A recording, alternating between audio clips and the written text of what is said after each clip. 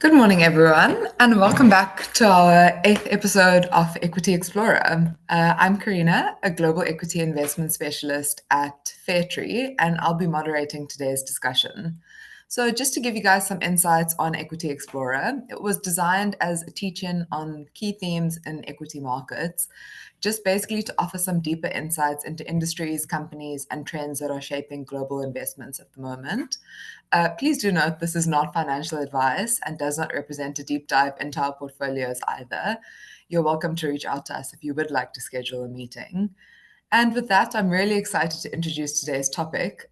It'll be on the payments industry, where our analyst Wesley will take you through Visa and Mastercard. As we go through the presentation, please feel free to send through any questions that you have, and we'll try to address all of those at the end. With that, I'd like to hand over to Wesley, who will take us through today's deep dive. Over to you, Wes. Thanks, Karena, for the introduction, and welcome everyone to this new Equity Explorer series. And it's essentially to help you as the audience understand what happens in a few seconds after you tap or swipe your credit card at a store in a nutshell. But we'll dive into some of the more specific details, etc. There's one question I'm going to pose at the beginning here, which is just quite a fun one. I'll give the answer at the end. If I forget, Karena could let me know. But it's what came first in the credit card or debit card space? Was the credit card pushed out on mass scale first, or that of a debit card? I'll leave that to you guys to try to figure out, and then I'll revert back at the end of the presentation. So here, before we get onto the economics of a transaction, and that of Visa Mastercard specifically, I just try to map out what the traditional payments landscape really looks like. There's a diverse set of players here. So you've got the networks, where we'll be focusing on Visa, MasterCard. You have the closed loop networks as well. We've got the issuers, the acquirers, as well as digital wallets. I know there's a lot of jargon here, but I'll try to simplify it in the next couple of slides at the same time. So the content of this presentation, we're going to be touching on Payments 101. So broadly looking at the economics of a transaction, i.e. how Visa, MasterCard also make their revenue, and then just generally the drivers, the secular drivers of payments volumes over time. Then we're going to be touching on stablecoins. So it could pose a disruptive force, but I'll just touch into what they are, and then what the traditional payments companies are doing about it. Then looking into Visa, MasterCard, so looking at the company description, and then we'll get into some of the drivers of revenue growth going forward. And then we'll hopefully have some time at the end for Q&A. So traditionally, there are 5 players in a consumer to business transaction. So there's the likes of you and me, so the consumer trying to use our card to pay for the good or service. Then we've got the merchant providing that good or service that we would like to buy. They also provide different checkout options, so in person, online, etc. You have the issuing bank. So issuing bank in a nutshell essentially means the consumer bank. So issuing bank is the bank you or me basically bank with. So they provide the accounts, the funding methods, etc. Then we have the merchant acquiring bank. So for this, just think about it as this is the bank that the merchant banks with. They're the acquiring bank. And then you have the networks. So they switch the transaction between the issuers and then that of the acquirers themselves. So as I touched on initially, you've got the open loop and closed loop model. They very much interlinked to some degree, but they differ, especially in terms of the economics of a transaction. So let's just touch on this difference. So on the left-hand side, for some South African context purpose, we've got the acquirer. Just think about this as like the merchant bank being that of Absa, FNB, Investec, etc. They connected by that blue network icon on the top left-hand side. You could think of that as Visa, MasterCard in the open loop system. We've got the issuer that then again, the bank we bank with. So that could be like, let's say, for example, I bank with FNB. The merchant could also bank with FNB, but they could also be with Absa. And then what connects the two different banks is that of the open loop networks. On the right-hand side, which is quite interesting, is that you'll see that there's multiple network icons. That's because they, within a closed loop system, are both the acquirer network as well as the issuer. The most popular example of this in today's world, which a lot of us probably recognize, is that of American Express. This very much matters on the economics of a transaction, which we'll get to next. So here, the economics of a transaction is made up of the merchant discount rate in a nutshell. This is a fee paid by the merchant for the use of payment facilitation. This is typically in the range of like 2 to 3%, especially for a credit transaction within the US. Debit transactions are significantly lower than this because there's less likely risk of fraud or default from the consumer side, etc. So basically less cost on the consumer bank. Then this also differs by region. So within Europe, for example, this is actually regulated and capped. So you're going to see significantly lower rates than that 2 to 3% in Europe. And then these MDRs also differ by merchant. So for example, if you're a bigger merchant with bigger volumes, you can negotiate with the likes of the merchant acquiring bank for a lower rate.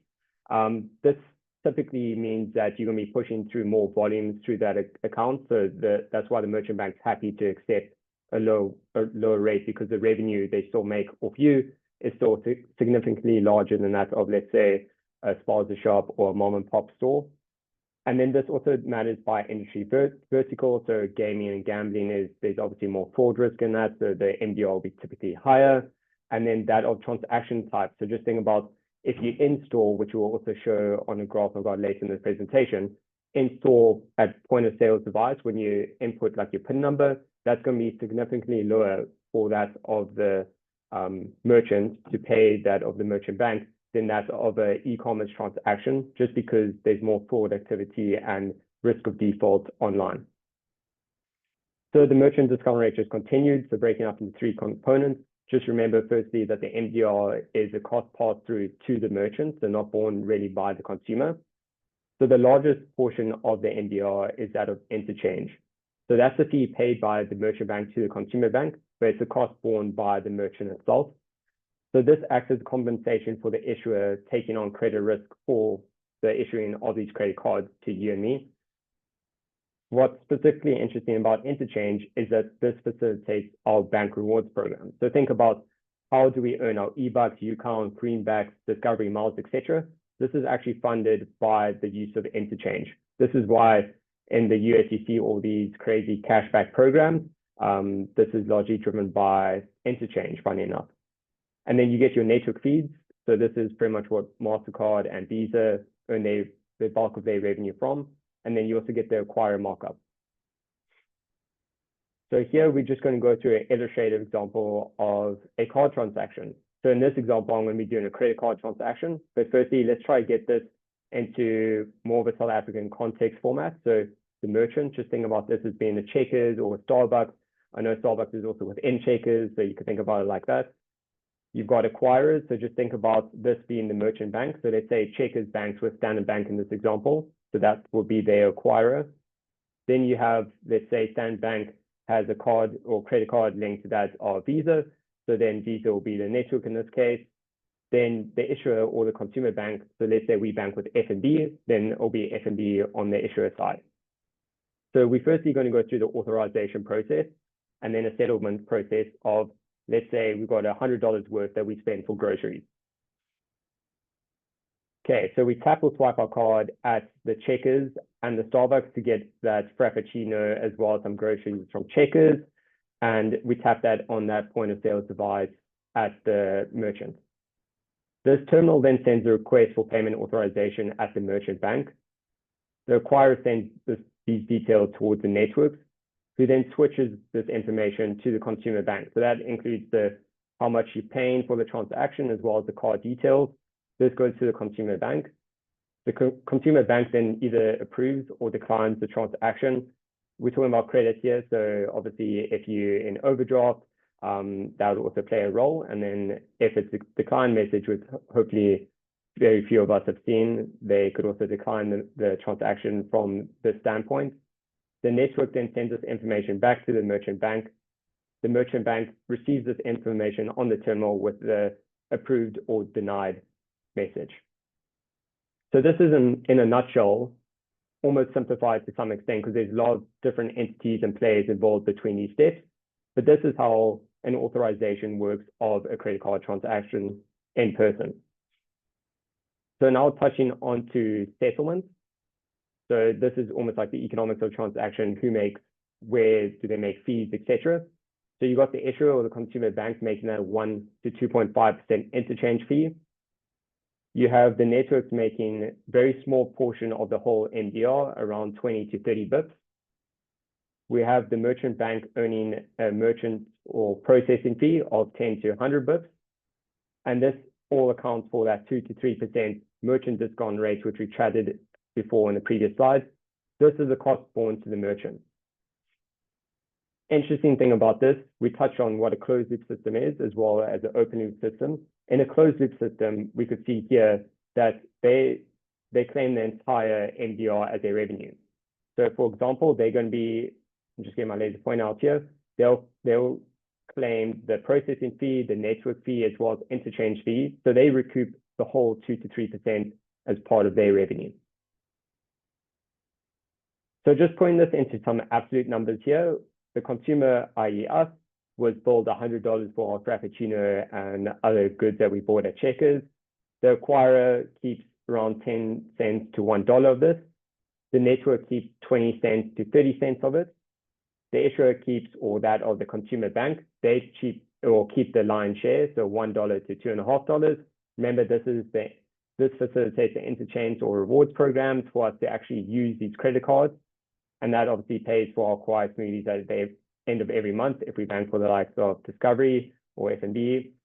And then the merchant receives actually $97 to $98 of it. So they also have a fee that they pay towards their merchant acquirer for the use of payment facilitation. So the total cost borne was around $2 to $3 in this in-person credit card transaction in the US, for example.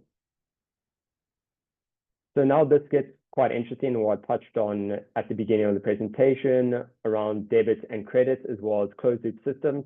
So on the far left, because if you in-store, in-person, put into your debit number or like your PIN number on the POS device for your debit card, this cost is actually very, very low. One, because it's regulated in many parts of the world, and two, because the credit risk is extremely low. You have to be there in person to know your password, etc.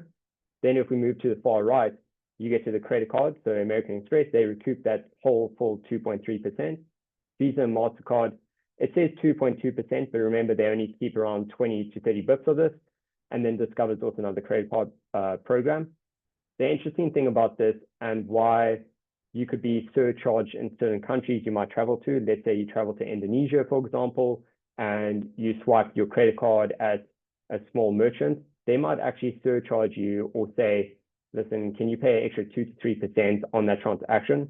They're doing this because this is to cover the entire MDR portion of the fee, because obviously they're small merchants. They can't really recoup these margins via the extensive volumes, such as the likes of Walmart, for example, can do. So now touching on to secular drivers, what's been driving payment volume over the last couple of decades? You have economic-driven growth as well as cash-to-card penetration. Touching on economic-driven growth, firstly, so traditionally, payments volume has been tied to that of economic growth and has grown at a premium. So in this graph, I show on the left-hand axis, Visa and Mastercard total purchase volume growth. On the right-hand side, we see that of global GDP growth. You could see over the whole time period since 2007 here, you could see Visa and Mastercard total purchase volume growing at a premium sustainably against that of global GDP.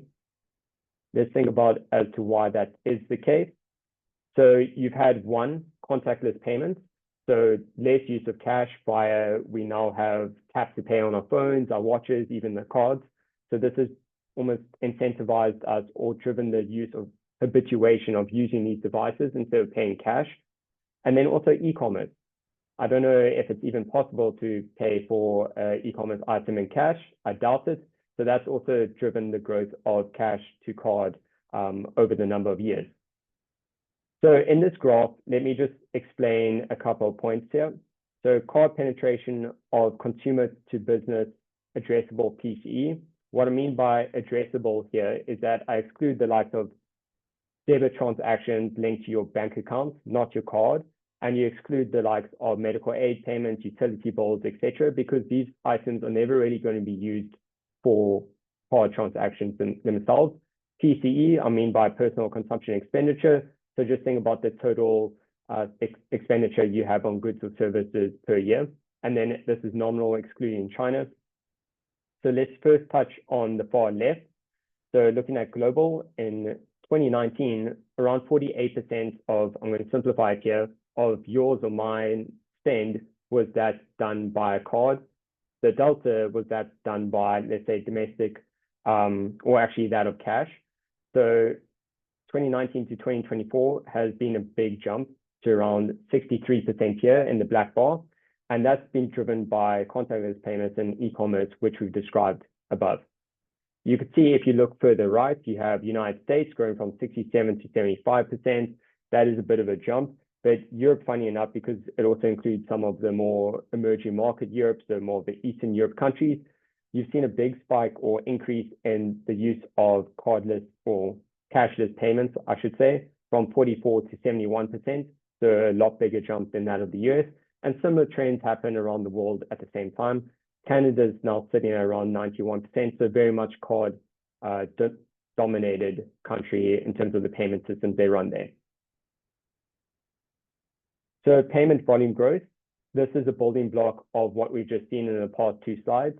So let's just focus again on the left-hand side before we look on the right. So global payment volume growth, there's been two building blocks, PCE, so that is just of the personal consumption expenditure, which is tied to global economic growth. So as global growth has increased, so has payment volume growth. That's really the organic baseline growth of payment volume over time. Then we've had that premium. So that premium we saw in that first secular driven slide, where cash to card has really led an extra, or what we see here, 5% between 2015 to 2019 growth for that of payment volumes, and then 4% between 2019 and 2024. This is slightly decreased because obviously you've grown off a higher base now, but it also matters by region. So if we look at the US, for example, that grew at 10% between 2019 and 2024, while for Europe, it grew at 12%. And that delta is largely being driven, or difference, I should say, has been driven by that increase we saw on the previous slide, where Europe played a big catch up from 2019 to 2024 in terms of cash to card penetration. So now moving on to stablecoins. I know we see it a lot in the headlines today. So here, stablecoins is a class of digital assets designed for price stability. They act as a bridge between that of traditional finance as well as the crypto ecosystem. But unlike the volatile cryptocurrencies that we see today and see many times, whether it be Bitcoin, funny enough, the least volatile to date, but we have the likes of Ethereum, Doge, etc. What stablecoins does is it really wants to become a use of payment facilitation. So it tries to minimize price fluctuations to serve as a reliable medium of exchange as well as a store of value. So there are three main categories of stablecoins. We're going to primarily focus on fiat collateralized because that's the most similar and probably will be the most widely used in the payments ecosystem. So you get fiat collateralized, which dominates today's market. This requires a need for that issuer to maintain reserves of fiat currencies collateral with independent custodial oversight. The two biggest names in the space is like USDC, USDT. So one is sponsored or issued by Circle, which actually listed in the US earlier this year. And then USDT is sponsored by the likes of Tether, although the collateral has to remain in treasury bills in the US, for example, and that's all USD denominated. Tether will eventually have to do that if they would like to operate in the US, is my opinion on that. And then commodity-backed stablecoins, algorithmic, we're not going to touch too much on, but fiat collateralized will become more relevant in the payments landscape as we progress over time. So what's the relevance today? That's a very important question, and one I'll just touch on here. So stablecoin transaction volume has reached roughly $4 trillion per month. This exceeds many of the card networks. These are the headlines you might see in the media, for example, and you might be shocked, well, they're really dominating the payments landscape today. But the interesting thing is that in real world use cases, only around 10 to 20% of the total volume really is used in real world use cases. This means that a large portion of stablecoin transaction volume are likely driven by the high frequency trading or automated bots, etc., which we see in the below graph in that unadjusted orange icon, whilst the adjusted blue bars are that of real world use. So that's 10 to 20% of total volume we see today. The interesting thing is stablecoins have been talked about for quite a while, as well as cryptocurrencies, and thus like the traditional landscape of payment players have reacted already. So you have the likes of Visa partnering with Bridge to issue Visa-backed stablecoin cards. You also have Mercado Libre launching their own dollar-backed stablecoin in Brazil, for example. You have the likes of PayPal. They already have their own stablecoin called PYUSD. Mastercard has partnered with Circle. You have the traditional players such as Fiserv and JP Morgan looking to embed themselves further in the payments ecosystem, specifically that of stablecoins, by launching their own JP Morgan-backed stablecoin as well as Fiserv. So will stablecoins disrupt all payments? I mean, we saw these headlines come through thick and fast early this year, but currently the majority of stablecoin use is that in the crypto capital markets. We already touched on that, and not necessarily in payments. In developed markets, I would view this as a solution looking for a problem, especially in the domestic retail payments, because it's almost like reinventing the wheel. We already have a payment system, but yes, there are some benefits and use cases, which we get onto in the next point. There are many use cases, which include that of remittances, especially in illiquid corridors. So that's when you're transferring the currencies, they're very expensive. So that's where stablecoins could definitely benefit the transaction. You have B2B cross-border, you have treasury management systems, as well as, if you think about it, those in countries with very volatile local currencies. So let's say you're in Turkey, for example, where you've had hyperinflation, and you rather have your salary earned in hard currency, or at least stored in hard currency. So that's a very good use of stablecoins. You can convert your local currency into the hard currency to avoid the depreciation of your local currency or the hard-earned salary. My opinion on this is the traditional networks are likely to actually benefit in the near to medium term as they further embed themselves in the digital assets ecosystem. So there are value-added services that Visa and Mastercard are able to cross-sell into this ecosystem. They've done it for example, account-to-account payments, or that of real-time payments networks such as UPI in India or PIX in Brazil. And they also would allow the likes of on-ramping and off-ramping into stablecoin. So that's just what I mean by that is the conversion of fiat into stablecoin and back from stablecoin into fiat. So we've gone through a payments 101 crash course, some stablecoin, and now touching on to Visa and Mastercard. So both of these companies share an entrenched history in the payments landscape. Before both of them existed and the idea of credit cards came out was that of Diners Club, which actually started in the 1950s. But then Bank of America started Bank Americard in 1958 and launched their Bank Americard in the 1960s. And this was shortly followed by a consortium of banks that formed the Interbank Card Association, because obviously they wanted a competitor to Bank of America. Following this, there was a lot of different rebranding. So Mastercard changed from the Interbank Card Association to what we know as Mastercard today. And then Bank Americard rebranded to Visa. You had Mastercard unifying their European and American or North American operations with the merger of Europay in 2002, which they shortly IPO'd thereafter in 2006. You have Visa trying to copy suit here, or they actually did. So they IPO'd in 2008, and then they merged with their European operation in 2016 to really unify their payment facilitation capabilities. Some key numbers between Visa and Mastercard here. You have a market cap around $670 billion for Visa and $530 billion for Mastercard. Trading 12-month price to earnings ratio of 34 for Visa, 39 for Mastercard. The one thing here just to take away is Mastercard currently trades at a premium to that of Visa. We'll touch on that as to one potential reason as why it is the case. Then we have processed transactions, which are mind-boggling.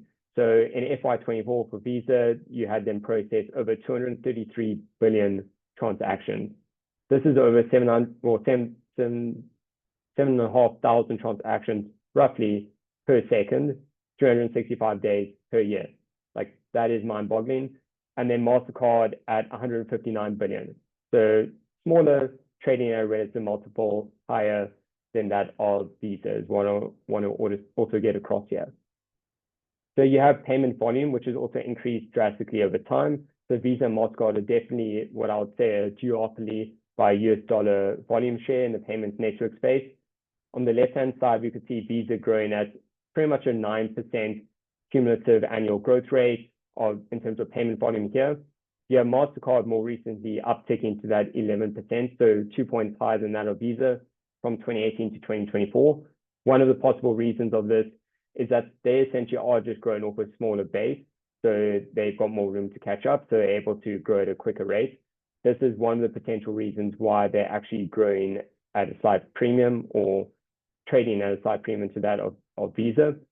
The interesting thing here is that starting from 1971 for the likes of Visa, if you strip out or just see when Bank America started operating independently from Bank America, the growth of Visa's payments networks have grown at 17% or over 17% per year for the last 51 years. That is insane and very remarkable to the network effects these two companies have in today's world. On the right-hand side, we see their market share. So Visa definitely the dominant player in the market, excluding China, and they sit around 49%, Mastercard at 29%, we get American Express at 6%, and then a lot of other smaller players make up the rest, including the likes of domestic brands such as Girocard in Germany, etc. So here we get onto the estimated net revenue split between Visa and Mastercard. We could see, funny enough, well, not funny enough, just objectively, that value-added services are increasingly important in both Visa and Mastercard's life. On the left-hand side versus our right-hand side, I know there's different titles. This is just how they report their different line items. But what I've done here is I've just color-coded which segments match up with each other. So orange and orange, black and black, gray and gray, green and green, etc. They all relate to the same line items and have the same drivers behind them for Visa and Mastercard respectively. So the orange, what is that? That's essentially the network fee for facilitating merchant acceptance. This is traditionally earned as a percent of that dollar volume. Then we've got the black pie graph or part of the pie graph here. This is processing fees for actually switching the transaction, generally as a fee per transaction. The interesting thing here is that orange and black part of the pie chart is what we touched on initially of the economics of the transaction. So we could see that's filtering through here. Then we have the gray parts of the pie chart. This is cross-border or international transaction revenue, traditionally higher than that of the service or domestic assessments. The reason for this is that because you're traveling overseas and using, let's say, a US bank card in Europe, for example, there's also generally an FX conversion fee included in that. So it's just more expensive. So Visa and Mastercard earn a slightly higher fee on these. Then you get value-added services. So these are network linked. What I mean by this is that they traditionally grow with that of the payments volumes of Visa and Mastercard, 2/3 of which are deemed as high recurring for both. So very powerful sources of revenue. The other third is medium to low recurring revenue. So for example, Visa sponsored last year's French Olympics. So that came through in advisory and consultancy services. That, for example, would only recur every 4 years. So just double clicking into the profitability of value-added services, because they are becoming an increasingly important part of the transaction or at least the revenue of Visa and Mastercard. On the right-hand side, we could see that being around mid-teens of the total revenue, now to around 38%. The very interesting thing about this is that it has not impeded margins. So on the left-hand side, we see the operating profit margin around 54% for Mastercard in 2015. That's now 58% in 2024. And this is a segment that's grown in the 20s. So now looking at growth building blocks for Visa and Mastercard respectively, consensus is modeling in low double-digit top-line growth for Visa and Mastercard going forward. But let's just touch on historically how they've grown and where they've grown. So the building blocks to payment volume has traditionally, as we touched on earlier in the presentation, PCE as well as card penetration. That made up around 9 to 10% of their growth. Then you have share gains from domestic card schemes And then you have the likes of value-added services giving a 1 to 2% uplift in terms of top line for Visa and Mastercard respectively, getting to that roughly 9 to 12% growth. Now on the right-hand side, how do we map out to where consensus is modeling on low double digits? You have PCE and card penetration equaling payment volume, which is actually slightly lower. You'll see 69% instead of 5 to 6%. So we see card penetration decreasing slightly, which gets you to a lower payments volume.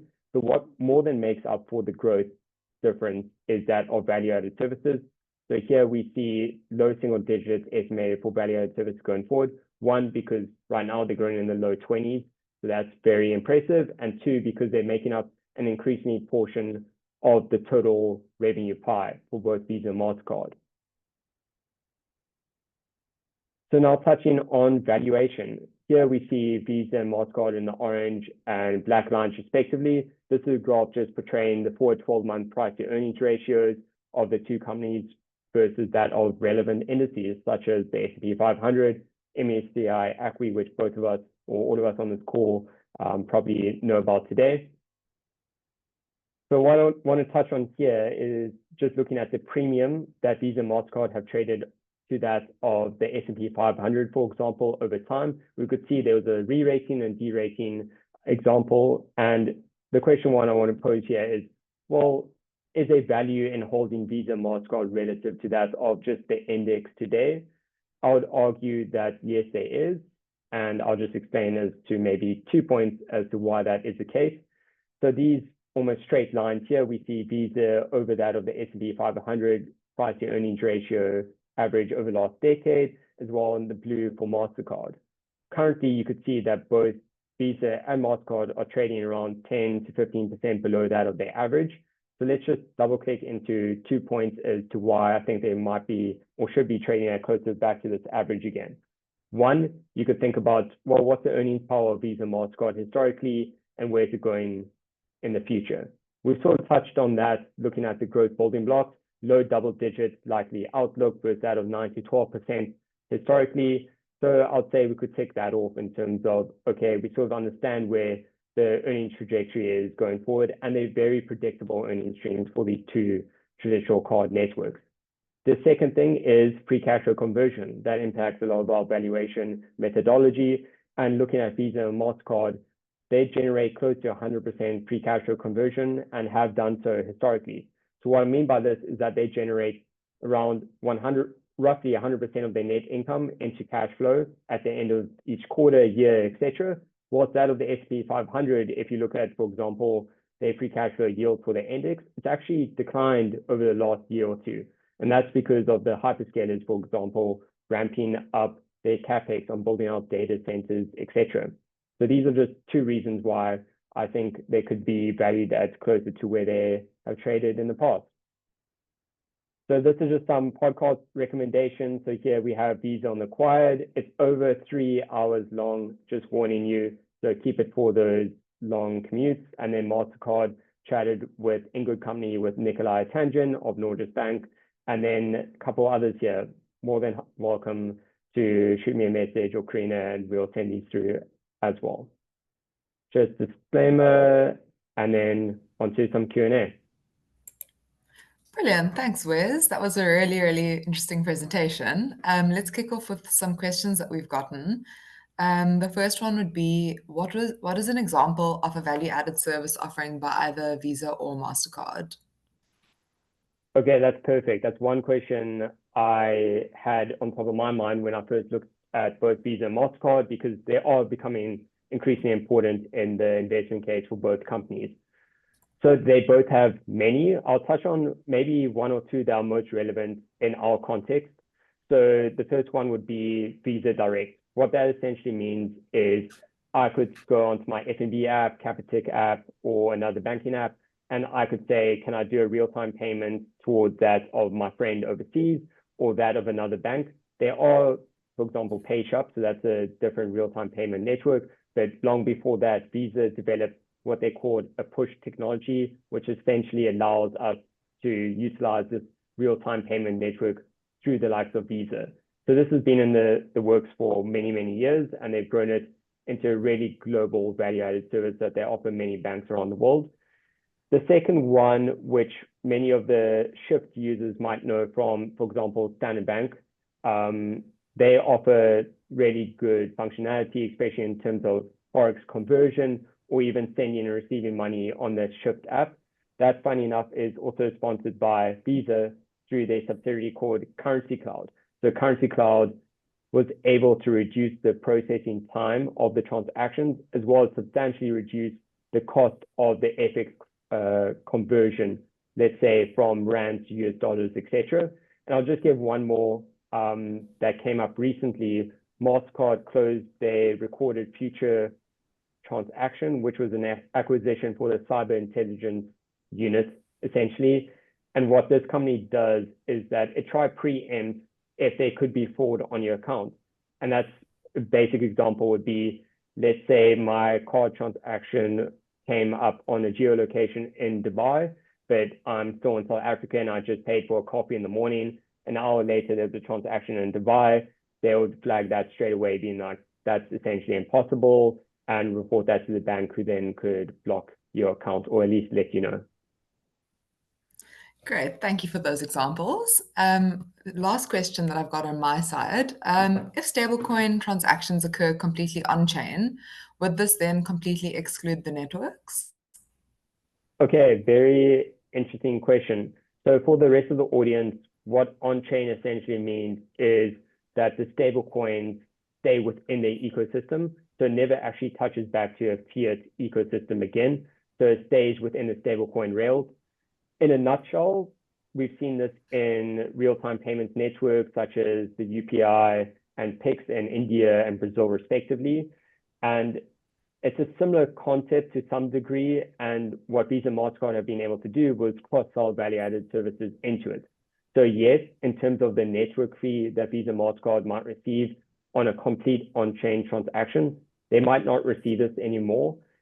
But the nice thing for Visa and Mastercard, and they've developed many different subsidiaries in this industry, is that they could cross-sell cybersecurity, fraud analytics into any of the stablecoin networks that they see might benefit them. So it's a bit of a difficult question. So it's a yes and no answer. Great, thanks so much, Wes. And thank you again for the presentation. I just see one more question coming through. An interesting stat, market cap per transaction, 2 versus 3. I'm not sure if you have an answer to that. Market cap per transaction, what, of Visa versus MasterCard? I assume so, yes. Yeah, no, it is very interesting and very relevant historically. I presume they're trying to talk about 2 versus 3 and why there is a premium versus a discount versus MasterCard versus that of Visa. As I touched on, MasterCard is growing at a quicker rate, especially on top line. One, yes, they're growing off that 2 times market cap over transaction, so off a lower base, which allows them to grow quicker. Secondly, they are having or do have a larger portion of their revenue pie relating to that of value-added services, which is growing quicker than payments volumes. So that is also why there is that premium for the likes of MasterCard over Visa. But an interesting stat, nevertheless, that you picked up on. Awesome. Thank you so much, Wes, and thank you for the audience for tuning in. If there are any further questions or if you would like to continue the conversation, please feel free to reach out to us via email and we will definitely get back to you. And yeah, we look forward to seeing you at the next session, which will be on the 16th of October. We'll be discussing the cell phone and hardware industry, specifically looking at Samsung and Apple. So in for quite a fun one. See you guys then. Thanks so much. Thanks, everyone. Bye.